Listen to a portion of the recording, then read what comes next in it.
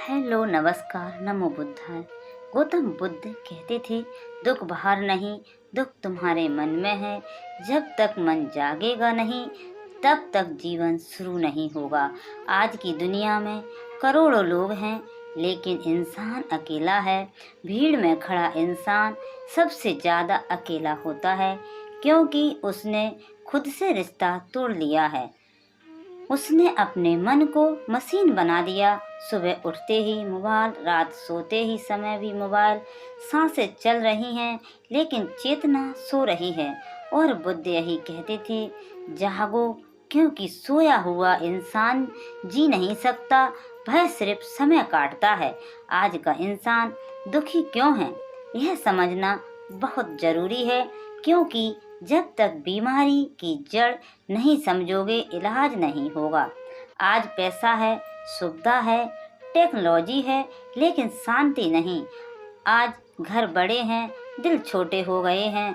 आज कनेक्शन तेज हैं लेकिन दिल का नेटवर्क टूट चुका है। सोशल मीडिया ने तुलना की बीमारी पैदा कर दी है। कोई आगे निकल जाए तो जलन, कोई पीछे रह जाए तो घमंड। दोनों ही मन को खा जाते हैं। मनोविज्ञान भी यही कहता है। आधुनिक साइकोलॉजी के अनुसार इंसान का सबसे बड़ा दुश्मन उसका अपना मन है। जब वह बिना कंट्रोल के दौड़ता है, न्यूरो साइंटिस्ट बताते हैं कि रोजाना इंसान का दिमाग में लगभग 60,000 विचार आते हैं और उनमें से ज़्यादातर नेगेटिव होते हैं। यही नेगेटिव लोग इंसान को अंदर से तोड़ देता है। बुद्ध ने इसे बहुत पहले समझ लिया था। उन्होंने कहा था, तुम जैसा सोचते हो वैसे बन जाते हो, मन ही सब कुछ है। यह कोई मोटिवेशनल लाइन नहीं है, यह जीवन का विज्ञान है। जब मन दुखी है शरीर थक जाता है। जब मन डर में है भविष्य में अंधेरा लगने लगता है। जब मन अतीत में फंसा है वर्तमान मर जाता है। और यही वजह है कि आज का इंसान या तो कल के दर्द में जी रहा है या कल के डर में मर रहा है। किसी ने धोखा दिया, कोई रिश्ता टूट गया, कोई सपना अधूरा रह गया। यह सब यादें मन में कांटे की तरह चुभती रहती हैं। बुद्ध कहते थे, जो बीत गया वह बोझ मत बनाओ, उसे सीख बनाओ। लेकिन हम क्या करते हैं, हम दर्द को सीने से लगा लेते हैं। हम अपने घावों को पहचान बना लेते हैं। हम कहते हैं, मेरे साथ ऐसा हुआ, मेरे साथ वैसा हुआ, और इसी कहानी में फंसकर पूरी जिंदगी निकाल देते हैं। मनोविज्ञान इसे विक्टिम माइंड सेट कहता है। जब इंसान खुद को पीड़ित मान लेता है तब वह अपनी ताकत भूल जाता है। बुद्ध इसके ठीक उलट सिखाते हैं। वो कहते हैं, तुम कमज़ोर नहीं हो, तुम जागरूक नहीं हो। फर्क बहुत बड़ा है।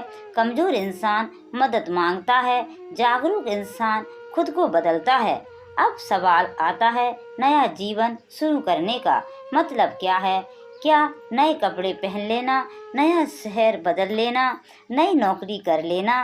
नहीं, बुद्ध के अनुसार नया जीवन बाहर नहीं शुरू होता, नया जीवन अंदर शुरू होता है। नया जीवन का मतलब है नई दृष्टि, नई सोच, नई चेतना, पुरानी आदतें छोड़ने का साहस। क्योंकि जब तक तुम पुराने पैटर्न में फंसे रहोगे तब तक नया जीवन सिर्फ सपना रहेगा। मनोविज्ञान भी कहता है कि इंसान की 90% जिंदगी आदतों से चलती है। सुबह कैसे उठते हो, कैसे सोचते हो, कैसे रिएक्ट करते हो, यही तुम्हारा भविष्य बनाता है। बुद्ध कहते थे, आदतें ही चरित्र बनाती हैं और चरित्र ही भाग्य। इसलिए अगर आज से नया जीवन शुरू करना है तो सबसे पहले मन की सफाई करनी होगी। जैसे घर में झाड़ू लगाते हो वैसे ही मन में जमी धूल हटानी होगी। पुराने गुस्से, पुरानी शिकायतें, पुराने पछतावे, यह सब मानसिक कचरा है। जब तक यह बाहर नहीं जाएगा तब तक शांति अंदर नहीं आएगी। बुद्ध ईगो को सबसे बड़ा जड़ मानते थे। ईगो यानी झूठी पहचान। मैं सही हूँ, बाकी गलत हैं, मेरे साथ ही ऐसा क्यों होता है, मैं सबसे ज़्यादा दुखी हूँ। यह सब ईगो के खेल हैं। ईगो तुम्हें तुम्हारे दूसरों से अलग करता है, शांति तुमसे दूर चली जाती है। वैज्ञानिक भी कहते हैं कि ज़्यादा ईगो रखने वाले लोग ज़्यादा स्ट्रेस में रहते हैं, क्योंकि उन्हें हर वक्त खुद को साबित करना होता है। बुद्ध इसके उलट कहते हैं, जब तुम खुद को साबित करना छोड़ दोगे तब खुद को पालोगे। यही नया जीवन है, खुद से जुड़ना, अपनी सांसों को महसूस करना, अपने विचारों को देखना, लेकिन उनके गुलाम नहीं बनना। बुद्ध की सबसे शक्तिशाली शिक्षा है वर्तमान में जीना। वह कहते थे, कल चला गया, कल आएगा नहीं, सिर्फ अभी है। लेकिन हम अभी को बर्बाद कर रहे हैं। खाना खाते समय, मोबाइल चलते समय, सोच बात करते समय, तुलना मन यहाँ है ही नहीं। मनोविज्ञान इसे माइंड बेडरिंग कहता है। रिसर्च बताती है कि जो लोग वर्तमान में रहते हैं वह ज़्यादा खुश रहते हैं। बुद्ध ने इसे ध्यान कहा है। ध्यान का मतलब आंख बंद करना नहीं, ध्यान का मतलब है जागरूक होना। जब तुम सांस लेते हो और जानते हो कि तुम सांस ले रहे हो, यही ध्यान है। यही जिंदगी दोबारा मौका नहीं देती ऐसा। लेकिन अगर आज तुम जाग गए तो विश्वास करो, यही दिन तुम्हारे जीवन का सबसे बड़ा मोड़ बन सकता है। और अगर आज तुम जाग गए तो यही दिन तुम्हारे जीवन का सबसे बड़ा अच्छा दिन बन सकता है। लेकिन अब सवाल यह है कि जागना कैसे है, क्योंकि जागने की बात करना आसान है, लेकिन जागृति तक पहुंचना कठिन लगता है। यहीं से गौतम बुद्ध की असली शिक्षा शुरू होती है। बुद्ध ने जीवन को एक सीधी भाषा में समझाया था। उन्होंने कहा था कि इंसान दुखी इसलिए नहीं है क्योंकि उसके पास कम है, लेकिन इसलिए है क्योंकि वह ज़्यादा चाहता है। दुख का असली कारण बाहर नहीं है, दुख का बीज अंदर है, इच्छा, तृष्णा, अटैचमेंट।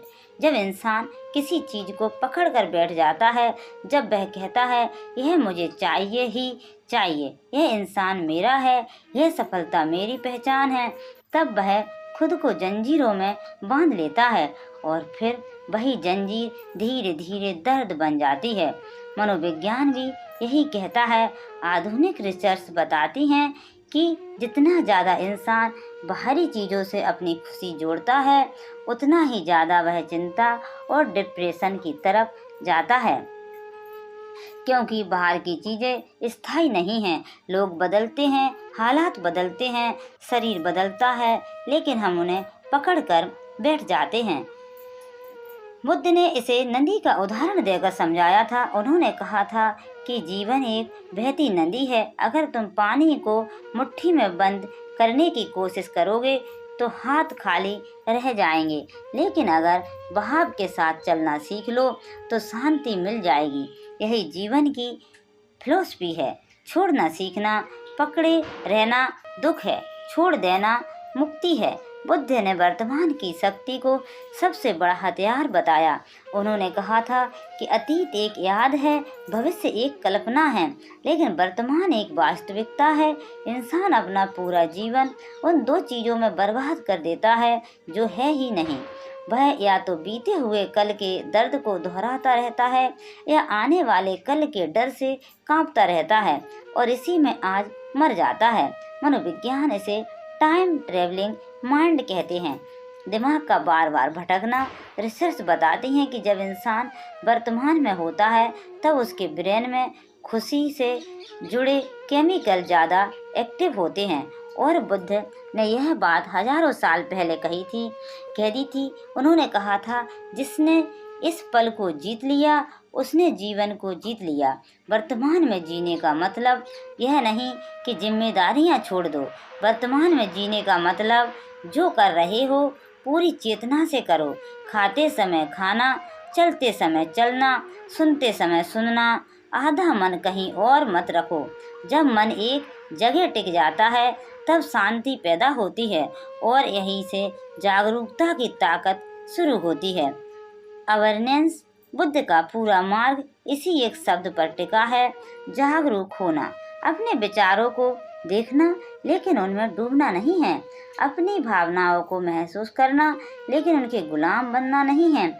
जैसे कोई नदी किनारे कोई भी इंसान नदी के किनारे बैठकर पानी को बहते हुए देखता है, वैसे ही अपने मन के विचारों को देखना।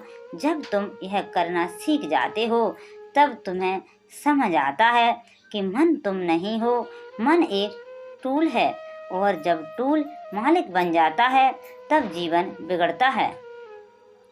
लेकिन जब इंसान मालिक बन जाता है और मन उसका नौकर तब जीवन बदलता है। न्यूरोसाइंस भी कहता है कि जब इंसान अपने विचारों को ऑब्जर्व करना सीखता है तब ब्रेन के स्ट्रेस सर्किट्स कमज़ोर होने लगते हैं और शांति से जुड़े हिस्से मजबूत होने लगते हैं। बुद्ध से विपश्यना कहते थे, खुद को देखना, खुद को समझना। बुद्ध मौन को भी बहुत महत्व देते थे। आज की दुनिया शोर से भरी है, मोबाइल की आवाज़, लोगों की बातें, दिमाग का शोर, लेकिन असली शोर बाहर नहीं है, असली शोर अंदर है। विचारों का शोर, तुलना का शोर, चिंता का शोर। बुद्ध कहते थे, जब बाहर चुप हो जाओगे तब भी अगर अंदर शांति नहीं है तो तुम अब भी कैदी हो। मौन का मतलब बोलना बंद करना नहीं है, मौन का मतलब है मन को शांत करना।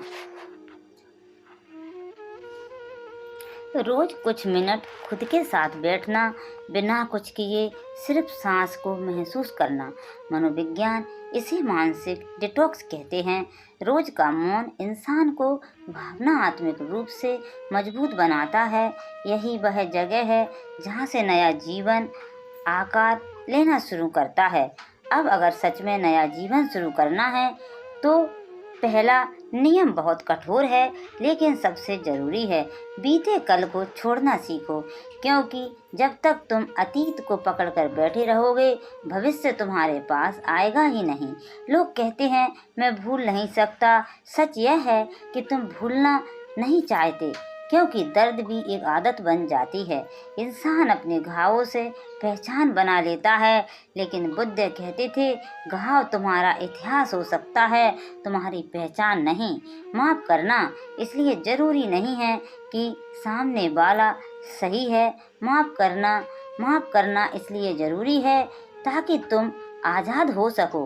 मनोविज्ञान भी कहता है कि जो लोग माफ़ करना सीख जाते हैं उनके अंदर गुस्सा और तनाव कम होता है, उनका दिल हल्का हो जाता है। माफ़ करना मतलब कमज़ोर होना नहीं है, माफ़ करना मतलब अपने मन की जंजीर तोड़ना है। बीते कल में फंसे रहने का सबसे बड़ा नुकसान यह है कि तुम आज का फैसला नहीं ले पाते। हर नया कदम उठाने से पहले पुराना डर सामने आ जाता है। पहले ऐसा हुआ था, फिर वैसा हुआ था और इसी डर में पूरी जिंदगी निकल जाती है। बुद्ध कहते थे जो इंसान हर दिन पुराने डर के साथ जीतता है वह हर दिन मरता है। अगर तुम्हें नया जीवन चाहिए तो पुराने दर्द से सीख लो, लेकिन उसे बोझ मत बनाओ, उसे अनुभव बनाओ, उसे बुद्धि बनाओ। इमोशनल बैगेज उतारो। मन का बोझ शरीर को भी बीमार करता है। वैज्ञानिक भी कहते हैं कि दबा हुआ गुस्सा और पुराना दुख शरीर की इम्यूनिटी को कमज़ोर करता है। इसलिए छोड़ो, आज ही छोड़ो। यही नई शुरुआत का पहला कदम है। दूसरा नियम और भी गहरा है, वर्तमान में जीना सीखो। अभी का पल सबसे ताकतवर है, क्योंकि यही वह जगह है जहाँ तुम कुछ बदल सकते हो।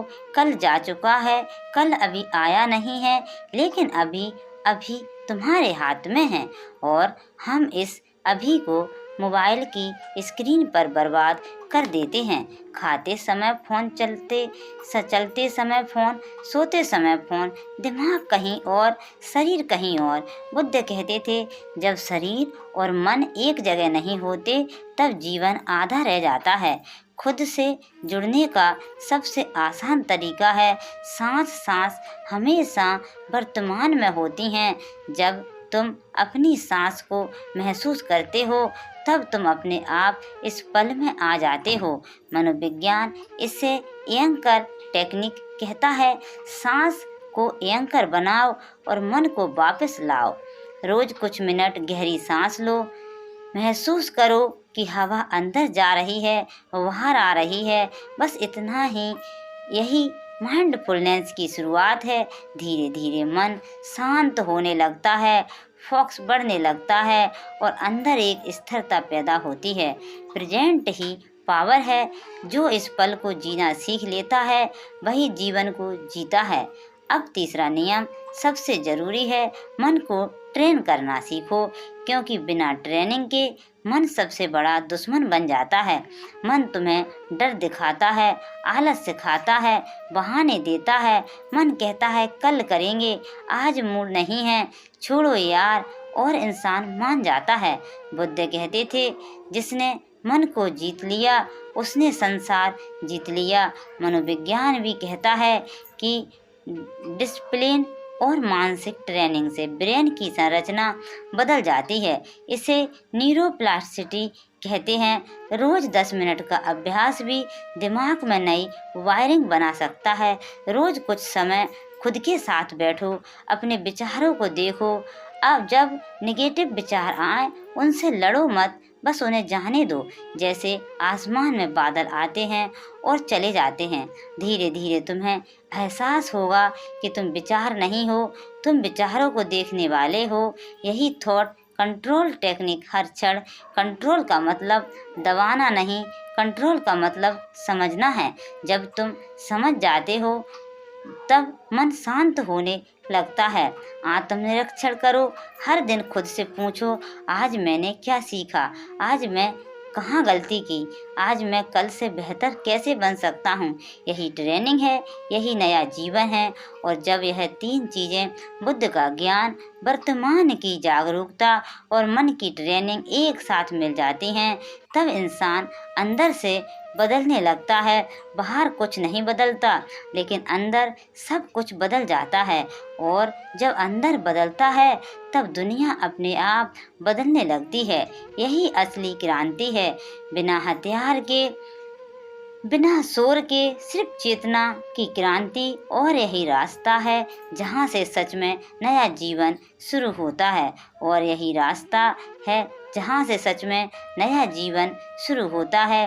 लेकिन अब बात केवल समझने की नहीं है, अब बात बदलने की है। क्योंकि ज्ञान अगर आदतों में नहीं उतरा तो वह सिर्फ शब्द बनकर रह जाता है।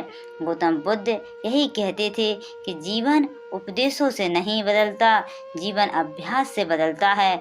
उन्होंने कहा था, तुम रोज करते हो वही तुम बन जाते हो। इसलिए अगर तुम्हें अपना भविष्य बदलना है तो तुम्हें अपनी रोज की दिनचर्या बदलनी होगी। सुबह जिस हालत में तुम उठते हो उसी हालत में पूरा दिन ढल जाता है। अगर सुबह मोबाइल उठाकर उठते हो तो दिन भी बिखरा हुआ होता है। अगर सुबह आँख खुलते ही शिकायत शुरू होती है तो पूरा दिन भारी हो जाता है। बुद्ध सुबह को पवित्र मानते थे। वह कहते थे कि सुबह का पहला विचार पूरे दिन की दिशा तय करता है। मनोविज्ञान भी यही कहता है। न्यूरोसाइंस के अनुसार सुबह का समय दिमाग के लिए सबसे संवेदनशील होता है। उस समय जो इनपुट जाता है वही पूरे दिन का मूड बनाता है। इसलिए अगर तुम सुबह खुद से कहो, आज मैं जागरूक रहूँगा, आज मैं शांत रहूँगा, तो तुम्हारा दिमाग उसी दिशा में काम करने लगता है। यही कारण है कि छोटे छोटे सुबह के रिचुअल बड़े बदलाव लाते हैं। रात की आदतें भी उतनी ही जरूरी हैं, क्योंकि जिस सोच के साथ तुम सोते हो वही सोच अब चेतन मन में जाती है। बुद्ध कहते थे, सोने से पहले मन को साफ करो, जैसे मंदिर में जाने से पहले जूते उतारते हो। अगर सोने से पहले गुस्सा, डर, चिंता लेकर सोओगे तो वही जड़ धीरे धीरे अंदर जमता जाएगा। मनोविज्ञान भी बताता है कि सोने से पहले का मानसिक हालात सपनों और सबकॉन्शियस माइंड दोनों को प्रभावित करता है। इसलिए रात को कुछ मिनट शांत बैठो, दिन भर की गलतियों को माफ़ करो, खुद को माफ़ करो, अपने मन से कहो आज जो हुआ वह बीत गया। यही मानसिक सफाई है, यही आंतरिक स्नान है। अब बात आती है मोबाइल डाइट की। आज का इंसान खाने की डाइट पर ध्यान देता है, लेकिन मानसिक डाइट पर नहीं। क्या देख रहे हो, क्या सुन रहे हो, किससे जुड़ रहे हो, यह सब मन का खाना है। अगर मन को दिन भर नकारात्मक खबरें, तुलना वाले पोस्ट, झूठी चमक दिखाओगे तो मन बीमार होगा ही। बुद्ध कहते थे, जो तुम देखते हो वही तुम बनते हो। आधुनिक मनोविज्ञान इसे कॉग्निटिव इनपुट कहते हैं। दिमाग वही बनाता है जो उसे बार बार दिखाया जाता है। इसलिए अगर जीवन बदलना है तो स्क्रीन का इस्तेमाल करना सीखो, स्क्रीन के गुलाम मत बनो। कुछ समय मोबाइल से दूर बैठो, खुद की आवाज़ सुनो। शुरुआत में डर लगेगा, खालीपन लगेगा, लेकिन उसी खालीपन में असली तुम बैठे होंगे। वही जगह है जहाँ आत्मा बोलती है। सेल्फ डिसिप्लिन बुद्ध की शिक्षा का एक मजबूत स्तंभ था। उन्होंने कहा था कि बाहरी नियमों से नहीं, अंदर के नियमों से जीवन चलता है। सेल्फ डिसिप्लिन का मतलब खुद पर अत्याचार करना नहीं है। सेल्फ डिसिप्लिन का मतलब यह है खुद से किया गया प्यार। जब तुम खुद से कहते हो, आज मैं आलस नहीं करूँगा, आज मैं अपने लक्ष्य के लिए एक कदम चलूँगा, तो तुम खुद का सम्मान कर रहे हो। मनोविज्ञान भी कहता है कि जिन लोगों से में सेल्फ कंट्रोल होता है वह लंबे समय में ज़्यादा सफल और शांत होते हैं, क्योंकि वह तात्कालिक सुख के बदले दीर्घकालिक शांति चुनते हैं। बुद्ध भी यही सिखाते थे, क्षणिक सुख छोड़ो, स्थायी शांति पाओ। छोटे बदलावों की ताकत को कभी कम मत समझो। एक दिन में जीवन नहीं बदलता, लेकिन रोज थोड़ा थोड़ा बदलने से जीवन बदल जाता है। एक गिलास ज़्यादा पानी, एक पेज किताब, 5 मिनट ध्यान, एक नेगेटिव आदत कम, यह सब मिलकर पहाड़ बना देते हैं। मनोविज्ञान इसे कंपाउंड इफेक्ट कहता है, बुद्ध इसे कर्म का नियम कहते थे। हर छोटा कर्म एक बीज है, आज जो बोगे कल वही काटोगे। इसलिए रोज अच्छे बीज बोआ करो। यही आदतें धीरे धीरे तुम्हारी पहचान बन जाएंगी। और अब सबसे गहरी बात, खुद से प्यार करना सीखो, क्योंकि जब तक तुम खुद को कमज़ोर समझते रहोगे दुनिया तुम्हें कमज़ोर ही समझेगी। बुद्ध कहते थे, तुम अपने सबसे बड़े मित्र भी हो और अपने सबसे बड़े शत्रु भी। खुद को कोसना, खुद को कोसना, खुद को नीचा समझाना, खुद को नीचा दिखाना, खुद से नफरत करना, यह सब अंदर का जहर है। मनोविज्ञान भी कहता है कि लो सेल्फ एस्टीम इंसान को अंदर से तोड़ देती है। ऐसे लोग हमेशा दूसरों की मान्यता ढूंढते हैं, लाइक, तारीफ, पहचान, लेकिन बुद्ध कहते थे, जिसे खुद की मंजूरी मिल गई उसे दुनिया की ज़रूरत नहीं रहती। आत्मसम्मान बाहर से नहीं आता, आत्मसम्मान अंदर से पैदा होता है। जब तुम अपने वचन निभाते हो, जब तुम खुद से किए वादे पूरे करते हो, जब तुम अपने मूल्यों पर चलते हो, तब आत्मसम्मान बनता है। खुद से प्यार का मतलब यह नहीं कि तुम गलतियों को सही मान लो। खुद से प्यार का मतलब है खुद को सुधारने की जिम्मेदारी लेना, अपने अंदर की शक्ति को पहचानना। बुद्ध कहते थे, तुम वो हो जो जाग सकता है, तुम्हारे अंदर वही चेतना है, वही ताकत है, वही शांति है जिसे तुम बाहर ढूंढ रहे हो। तुलना इस दुनिया का सबसे खतरनाक जाल है। सोशल मीडिया ने इसे और तेज कर दिया है। कोई आगे है तो दुख, कोई पीछे है तो घमंड।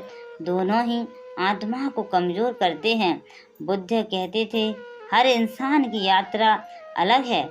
मनोविज्ञान भी यही कहता है कि तुलना इंसान को कभी संतुष्ट नहीं होने देती। इसलिए अपनी यात्रा को सम्मान दो, अपनी गति को स्वीकार करो, अपनी कहानी को प्यार दो। जब तुम अपनी वैल्यू पहचान लेते हो, तब तुम्हें किसी की मंजूरी की ज़रूरत नहीं रहती। और जब खुद से प्यार जाग जाता है, तब अंदर एक आग जलती है। वो आग जो तुम्हें हर सुबह उठने की ताकत देती है। वो आग जो हर हार के बाद खड़ा होने की हिम्मत देती है। वो आग जो कहती है, मैं गिर सकता हूँ लेकिन टूट नहीं सकता। बुद्ध इसी आग को चेतना कहते थे। जागरूक जीवन, सचेत जीवन, यही असली नया जीवन है। और यही वह जगह है जहाँ जीवन की सबसे सुंदर यात्रा शुरू होती है।